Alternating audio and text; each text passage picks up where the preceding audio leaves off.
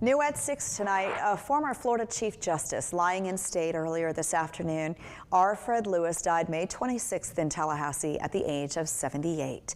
Lewis was in the Florida Supreme Court rotunda today ahead of a memorial service in one of the courtrooms there tomorrow.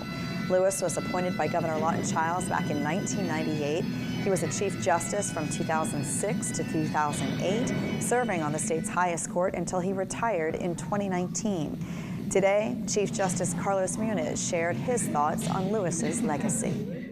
Each of us who's given the privilege to serve on this court hopes to do so honorably, and each of us seeks, for whatever time we're allotted, to contribute to the common good of our fellow Floridians. Justice Lewis did both, and for that our court and our state will always be grateful. Lewis considered his greatest professional accomplishment to be his education outreach, as he would travel to schools to engage with students about civil liberties and